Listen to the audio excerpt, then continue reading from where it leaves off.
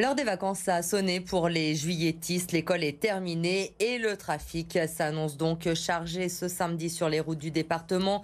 Bison Futé voit orange dans le sens des départs et même si le trafic est vert dans le sens des retours, la traversée de Lyon pourrait bien être très compliquée dans le sens sud-nord puisque le tunnel sous Fourvière est fermé tout le week-end. Il ne va rouvrir que lundi à 6h du matin. Victoria Solano. Fermer le tunnel de Fourvière le premier week-end des vacances scolaires, plutôt osé.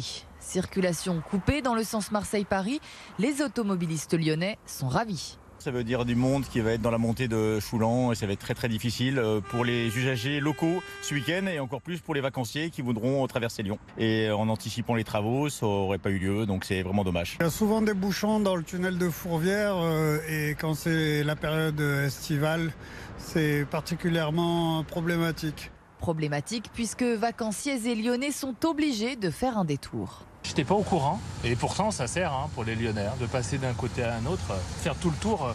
Ça va me rajouter une vingtaine de minutes je pense. J'ai plus de peine pour les vacanciers qui eux vont faire un détour. Une fermeture du tunnel dans le sens sud-nord en raison d'une opération de maintenance déjà effectuée dans l'autre tube l'année passée.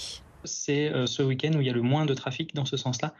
Un week-end un peu plus tard, on aurait déjà plus de retour de ce qu'on appelle le retour de vacances, donc le sens du sud vers le nord. Ces travaux pour ce week-end sont de réparer un ouvrage au milieu du tunnel qui est ce qu'on appelle un peigne. C'est un dispositif qui permet de lier les deux parties du tunnel, les deux parties de la chaussée, parce qu'il présente aujourd'hui des signes de faiblesse et il ne faudrait pas que ça engage la sécurité des usagers. Le tunnel rouvrira ce lundi matin à partir de 6h. La métropole de Lyon l'assure, il n'y aura pas d'autres travaux de cette ampleur pendant l'été.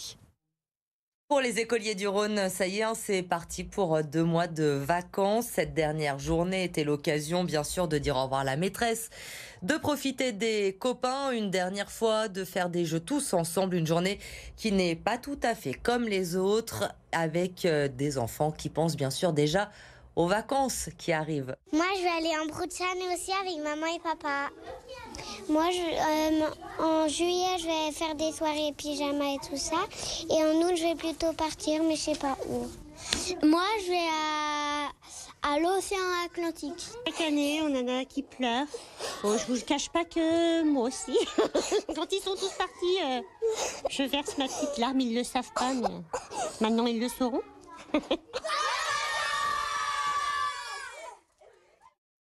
Et les vacances ne sont pas encore au programme. En revanche, pour Grégory Doucet et Laurent Wauquiez, le maire de Lyon et le président de la région s'opposent via déclaration interposée depuis les violences urbaines. Et ça continue ce vendredi, Gwenaël Vandrestin. Nouvel épisode avec une nouvelle passe d'armes entre les deux hommes. Oui, Grégory Doucet et Laurent Wauquiez qui ont tenu ce vendredi après-midi en même temps une conférence de presse pour se répondre mutuellement au sujet de la mobilisation des policiers municipaux de la ville de Lyon lors des violences il y a tout juste une semaine, car tout commence il y a quelques jours quand le représentant syndical FO de la police municipale de la ville dénonce le fait que les effectifs étaient insuffisants en ville pour faire face aux violences. Alors le premier à répondre ce vendredi, c'est Grégory Doucet avec un ton grave et une réponse très ferme.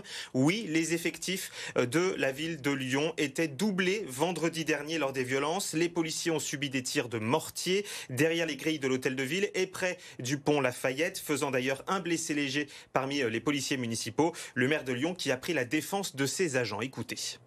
Je ne laisserai personne laisser penser que ces femmes et ces hommes qui ont pris des risques ces soirs-là ont pu, à un moment donné, vouloir être en retrait ou retirés ou cachés ou je ne sais quoi. Ils ont été là et ils ont été là pour les Lyonnaises et les Lyonnais. Tout comme les policiers nationaux l'ont été aussi en prenant des risques. Et je les en remercie. 4 minutes de déclaration, pas de jeu de questions-réponses avec les journalistes présents, dont acte. Quelques minutes plus tard, c'est au tour de Laurent Wauquiez de prendre la parole. Il rend visite à un commerçant touché par ces émeutes, rue de la Charité, et présente son plan d'aide d'urgence de 15 millions d'euros. Et il rappelle au maire de Lyon que la sécurité, c'est aussi l'affaire d'un maire d'une grande ville. Je le redis, très simplement, très calmement. Il est urgent que le maire de Lyon change sa position sur les sujets de sécurité. Parce que les premières victimes de la sécurité, c'est les gens modestes. Les premières victimes de ce qui s'est passé, de sa décision de ne pas engager la police municipale, c'est les commerçants qui font vivre notre ville de Lyon. Ouais, je pense que Maintenant, il faut qu'ils tirent les conséquences. La sécurité, c'est sérieux. Et quand on est maire, c'est le premier devoir de s'occuper de ça. Laurent Wauquiez qui propose une nouvelle fois à Grégory Doucet de l'aider à financer un plan de développement de caméras de vidéoprotection. Mais au vu de ces relations entre les deux hommes, pas sûr que la main tendue soit acceptée. Je crois qu'on connaît déjà la réponse, il n'a pas besoin de la donner effectivement. Merci beaucoup Gwenaëlle. Les commerçants victimes de ces violences urbaines à Lyon, vous le savez d'ailleurs, depuis ce jeudi, la Chambre de commerce et d'industrie en lien avec la préfecture du Rhône a ouvert un bureau dédié au dépôt de plainte pour les commerçants afin de faciliter les démarches. Lucine Olorgue. Après avoir pris rendez-vous en ligne, les commerçants victimes des émeutes peuvent porter plainte directement à la CCI. Une démarche simplifiée qui facilite le quotidien de cette commerçante de la place Bellecour. Les dépôts de plainte, c'est très simple. Il faut venir avec les documents qui étaient prescrits dans le mail qu'on a reçu, c'est-à-dire le cabis, une pièce d'identité. Et après, il faut juste raconter en 2 mots ce qui s'est passé. Il faut prendre un peu de notre temps et en ce moment, on n'en a pas beaucoup. Mais c'est très facile. Et là, ça a été facilité par le fait d'ouvrir un bureau supplémentaire, en fait. Dans cette cellule spécialement créée suite aux émeutes, 5 enquêteurs enregistrent des plaintes. Un psychologue de la police est aussi là pour accompagner ceux qui en ont besoin. Ce gérant d'une boutique de téléphonie a vu sa vitrine dégradée 3 fois depuis le début de l'année. Une situation qui devient compliquée. Je ne vais pas dire stressant au quotidien, mais il y a quand même une petite pointe où effectivement c'est pénible. Il y a beaucoup d'administratifs et de gestion derrière. Heureusement, on a le côté professionnel où on relativise, on aime notre travail et on continue. Mais c'est vrai que c'est une petite pression au quotidien qu'on se passerait bien.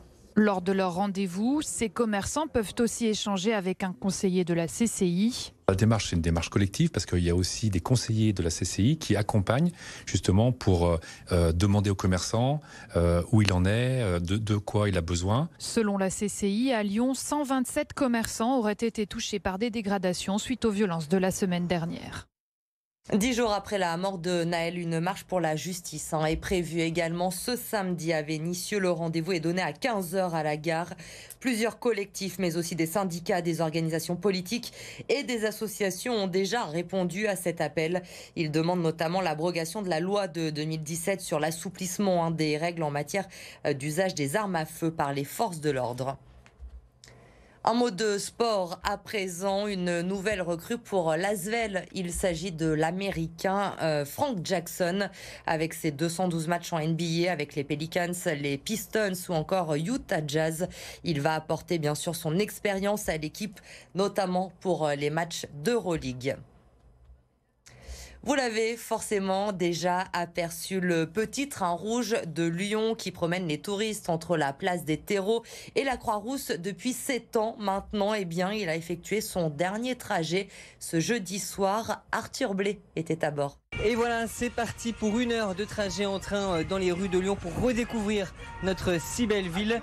Départ depuis la fresque des Lyonnais. Je suis avec David et Myriam avec qui on va faire un bout de trajet ensemble. Alors vous, David et Myriam, vous êtes lyonnais, c'est ça? Alors qu'est-ce qui vous a donné envie de venir visiter, de prendre ce train? Les murs peints qu'on va aller voir, le côté que ça soit la dernière fois qu'il passe, on s'est dit que c'était pas à louper. Et ma copine a vu qu'il y avait des explications sur internet qui étaient données et tout, donc c'est intéressant. Avec le train, on grimpe jusqu'à la colline de la Croix-Rousse, passage obligé par le mur des Canuts.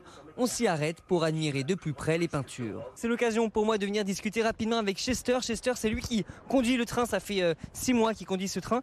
Et là, ça y est, c'est la dernière fois vous conduisez le train rouge de Lyon. Je suis plus triste pour les touristes qui viennent ou les Lyonnais qui veulent bien faire le tour de Croix-Rousse. C'est vraiment triste pour eux. On redescend vers les terreaux, mais avant ça, arrêt surprise, place Rouville. Un panorama fantastique sur Fourvière. Fin du trajet, on a passé 1 heure à se balader dans les rues de Lyon. C'est la fin tout court pour le petit train de Lyon qui s'arrête donc après 7 ans d'existence. Un arrêt pour des raisons économiques. Difficile d'être rentable, notamment après ces années de Covid. En tout cas, ça a été une belle expérience pour moi.